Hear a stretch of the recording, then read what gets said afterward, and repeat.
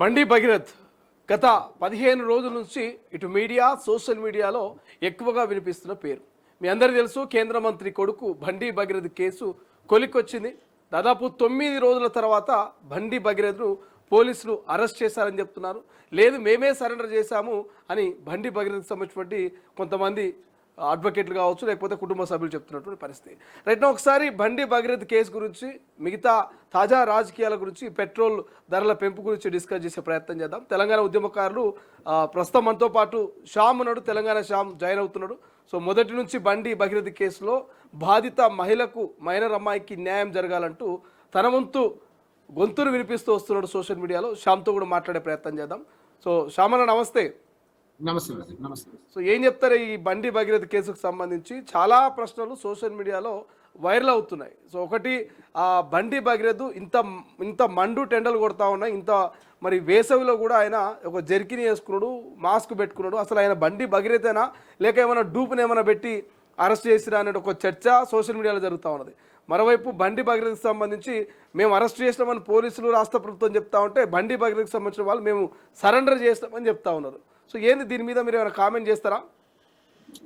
అంటే మాకు కూడా మీకున్నటువంటి, ప్రజలకు ఉన్నటువంటి అనుమానాలే మొదటి నుంచి ఉన్నాయి. ఎందుకంటే బాధితురాలు కానీ, బాధితురాలు కుటుంబం కానీ పోలీస్ స్టేషన్కి వెళ్ళి 8వ తారీఖు కంప్లైంట్ ఇచ్చినప్పటి నుంచి, ఎఫ్ఐఆర్ నమోదైనప్పటి నుంచి నిందితుడు ఎక్కడున్నాడో 9 రోజుల తర్వాత, అంటే ఆచూకీ కానీ ఎవరికి చెప్పలేదు. 9 రోజుల తర్వాత తన తండ్రే స్వయంగా నేనే అప్పచెప్పానని ఆయన చెప్పాడు. ఒకరోజు అంటే వేదిక పైన ముఖ్యమంత్రి గారు ఎక్కడో మాట్లాడుతూ, నీ కుమారుడు ఎక్కడున్నాడో నువ్వే తీసుకొచ్చి అప్పచెప్పు బండి సంజయ్ అని ఆయనకు చెప్పగానే తెల్లారే ఆయన కుమారుడిని నేను అప్పచెప్పాడు. 3 గంటలకు 9వ తారీఖు అనుకుంటా, ఐ థింక్ ఎప్పుడు 9 రోజుల తర్వాత అనుకుంటా, 5 బృందాలుగా పోలీసు వాళ్ళు బండి సంజయ్ గారు కుమారుడి ఇంట్లో, మన బండి సంజయ్ గారి వాళ్ళ మామ వాళ్ళ, అదే ఆయన పేరు బండి భగీరథ్ వాళ్ళ మామ ఇంట్లో, ఇక్కడ ఆయన సొంత నివాసంలో వెతికి ఒక మీడియాని ఏదో ఆయన వెతుకుతుంటే దొరికాడనేటువంటి ఆ పద్ధతిలో ప్రజలందరినీ భ్రమ పెట్టాలని అనుకున్నారు. కంప్లీట్ గా నేనేం చెప్పదలిచానంటే, మన ఛానల్ వేదికగా శ్రీశైలమై, పెద్దోడికి ఒక న్యాయం, పేదోడికి ఒక న్యాయం ఉంటదా? పెద్దోడికో చట్టం, పేదోడికో చట్టం అంటే 100కు 200% ఉంటది. ఇప్పుడు డెమోక్రటిక్ పద్ధతిలో ఒక తెలంగాణ ఆడబిడ్డకు, ఒక మైనర్ బాలికకు న్యాయం చేయండి అని మాలాంటల్లో మేము డెమోక్రటిక్ పద్ధతిలో నిరసన దీక్ష చేస్తా ఉంటే, పోలీసులు మా దగ్గరకు వచ్చి మా ఫోన్లు లాక్కొని మా దీక్షను ధ్వంసం చేసి మమ్మల్ని అరెస్ట్ చేశారు తప్ప, అరే మైనర్ బాలిక జీవితాన్ని ఆగం చేసినటువంటి వ్యక్తిని పట్టుకోలేదు, వాళ్ళ ఇంటికి పోలేదు, ఆయన తండ్రిని పోలీస్ స్టేషన్ పిలవలేదు. మీరు చూడండి, తెలంగాణలో రకరకాల పోలీస్ స్టేషన్లలో సార్ నన్ను పలానాయన కొట్టాడు, తిట్టాడంటే ఏమంటారు, మీ నాయనని రమ్మనరా, మీ అమ్మని రమ్మనరా అని అంటారు. అదే నేను మర్డరో లేకపోతే ఇలాంటి పనో రేపో చేస్తే, నీ కొడుకేడమ్మా అని మా అమ్మని బెదిరిస్తారు, నీ కొడుకేడరా అని మా నాయనని బెదిరించి పోలీస్ స్టేషన్ గుంజుకొచ్చి కూర్చోబెడతారు. మరి ఈయన బండి సంజయ్ ఏమన్నా చట్టానికి అతీతుడా? మరి ఆయన తీసుకొచ్చి కూర్చోబెడితే అదే రోజు దొరికేటోడు కదా. 9 రోజులు కాపాడించాడు రాష్ట్ర ముఖ్యమంత్రి, కేంద్ర హోంమంత్రి. కాబట్టి పెద్దోడికి ఒక న్యాయం, పేదోడికి ఒక న్యాయం అనేటువంటిది స్పష్టంగా ప్రజలందరికీ అర్థమైంది. కాబట్టి చట్టాలు, ఈ రాజ్యాంగం వీళ్ళకి సపరేట్, పేదవాడికి మాత్రమే వర్తిస్తుంది. ఈ పోలీస్ యంత్రాంగమే కానీ, ఇది జ్యుడిషియరీ కానీ, ఇంకోటి కానీ పేదోడికే శిక్షలు పడతాయి తప్ప పెద్దోడికి పడవు. మీరన్నట్టు ఇంత పెద్ద ఎండ కొడతా ఉంది, 43 డిగ్రీలు ఎండ కొడతా ఉన్నది. ఆ సాయంత్రం కాగానే అందరు ఇళ్ల మీద బట్టలిప్పుకొని, చెట్టు అంగిప్పుకొని చల్లగా పండుకుంటారు.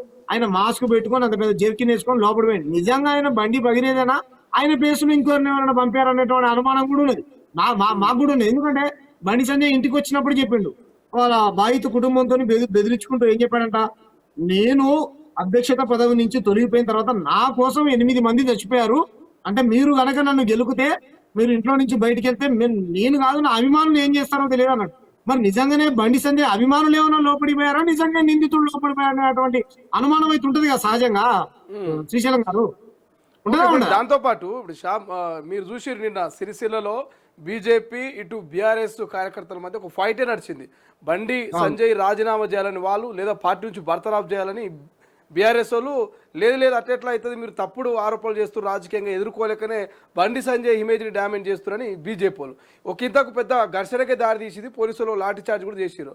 సో మీరు బీఆర్ఎస్ వర్షన్ని ఏకీభవిస్తారా? బండి సంజయ్ రాజీనామా చేయాలి అనేది మీరు ఏకీభవిస్తారా? నేను బీఆర్ఎస్ వర్షన్ గా ఏకీభవించను.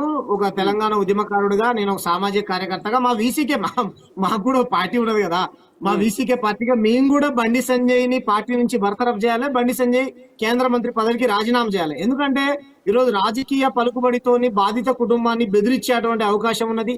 ఇక్కడ ఉన్నటువంటి పోలీసు యంత్రాంగాన్ని ఏమంటారు, రకరకాలుగా ఆయన వాడుకునేటువంటి ఇది ఉన్నది. కాబట్టి నిందితులు అంటే బాధితులు పడి భయపడతా ఉన్నారు. నిందితులు భయపడాల్సిన పోయి బాధితులు భయపడతా ఉన్నారు. వాళ్ళు 9 రోజుల నుంచి ప్రాణాలు అరిచేతులు పెట్టుకుని బతికారండి. ఇంట్లో నుంచి కూరగాయలు కొనుక్కోవడానికి బయటికి వెళ్ళినా కానీ భయపడినటువంటి పరిస్థితి. అలాంటప్పుడు కేంద్ర మంత్రి పదవిలో ఉంటే ఆయన రాజకీయ పలుకుబడితో, రాజకీయ అండదండలతోని బాధిత కుటుంబాన్ని బెదిరించేటువంటి అవకాశం ఉన్నది కదా. ఈ పాటికే 9 రోజులలో ఫోన్ లో ఉన్నటువంటి సాక్ష్యాధారాలని తారుమారు చేసి ఉంటాడు. కోర్టుకు కావాల్సినటువంటి ఎవిడెన్స్ ఏమి దొరకకుండా చేసి ఉంటాడు.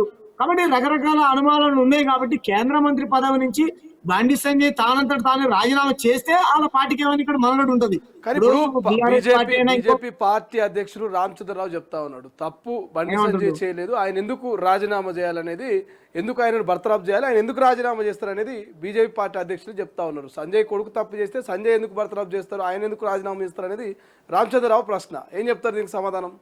సంజయ్ కొడుకు తప్పు చేస్తే హనుమాన్ జయంతిలో కేంద్ర మంత్రి పదవి హోదాలో ఉండి ఏ హోదాలో సంజయ్ కొడుకు గురించి ఎందుకు మాట్లాడండి? బండి సంజయ్ గారి కుమారుడు గురించి బండి సంజయ్ కరీంనగర్ లో ఎందుకు మాట్లాడాడు? మరి నీ కొడుకునే మాట్లాడావా? నేనే తీసుకొచ్చి చెప్పానని ఎందుకు?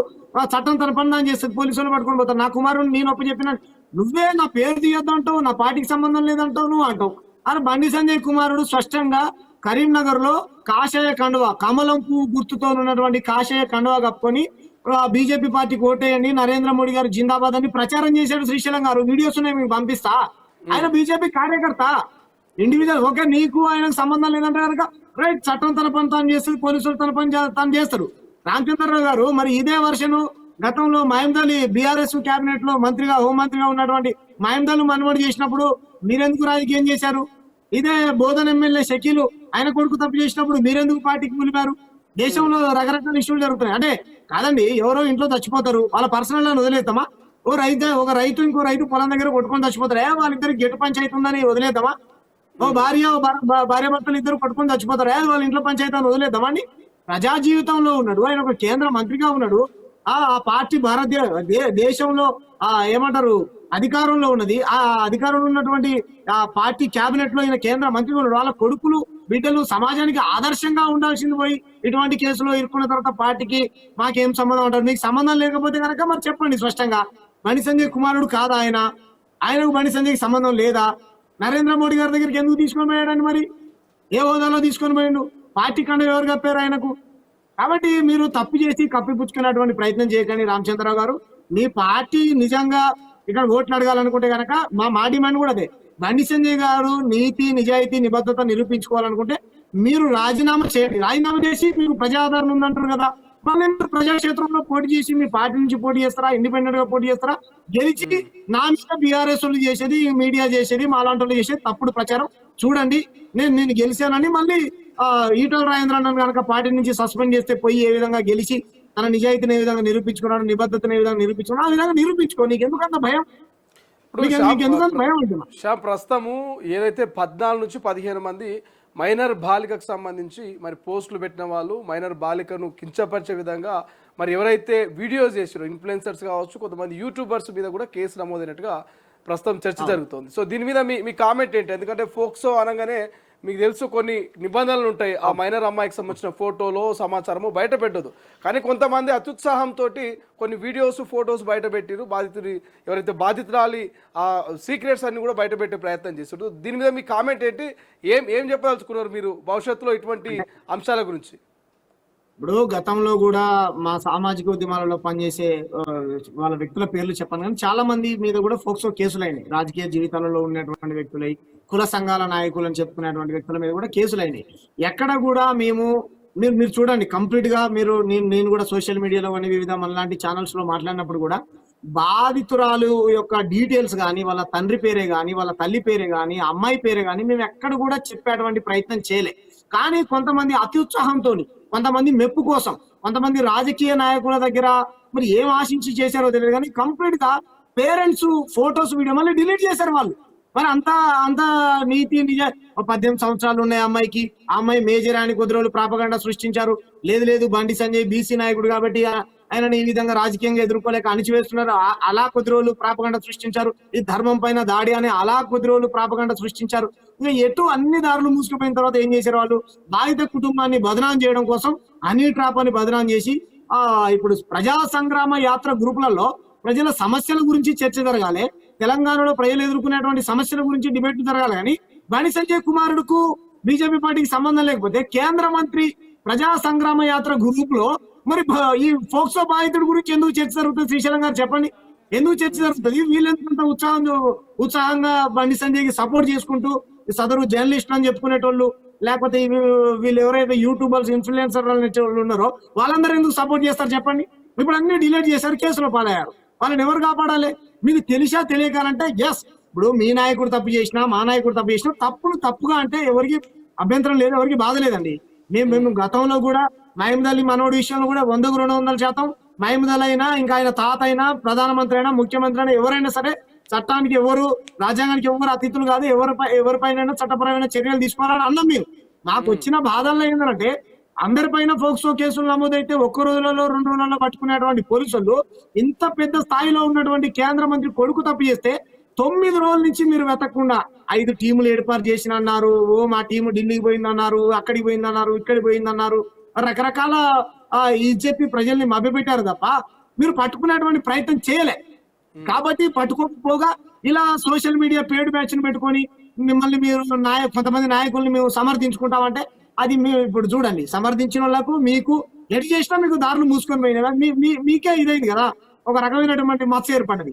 కాబట్టి ఇకనైనా సరే వాస్తవాన్ని వాస్తవంగా చెప్పండి, క్రిటిసైజ్ చేయండి, తప్పులేదు, క్రిటిసైజ్ చేయండి, విమర్శించండి. అంతేగాని నన్ను ఎవడు విమర్శించినా నేను దాన్ని కౌంటర్ విమర్శ చేస్తా, ఆధారాలు లేకుండా చేస్తా, ఎవడు విమర్శిస్తా వాళ్ళ ఇంటికి పోయి దాడులు చేస్తా, ఏ జర్నలిస్ట్ క్వశ్చన్ చేస్తా ఆ జర్నలిస్ట్ లో ఇంటికి పోయి చిన్న పిల్లలతో సహా కొడతా అంటే చూడండి, మీరు కింది స్థాయి నుంచి వచ్చినటువంటి కార్యకర్తగా ఎదిగినని గొప్పగా చెప్పుకుంటారు. మాకు కూడా సంతోషమే, ఓ బీసీ నాయకుడు ఇంత స్థాయికి వచ్చి అంచెలంచెలు ఎదిగిందంటే. కానీ ఏం ప్రయోజనం చెప్పండి? మీ అతి ఉత్సాహం ఎక్కువ, వ్యక్తి పూజ కూడా, వ్యక్తి భజన కూడా మంచిది కాదు కదా కిషోర్ గారు. ఇప్పుడు ఇదే ఈ వ్యక్తి భజనే బండి సంజయ్ గారి పతనానికి దారి తీసింది కదా.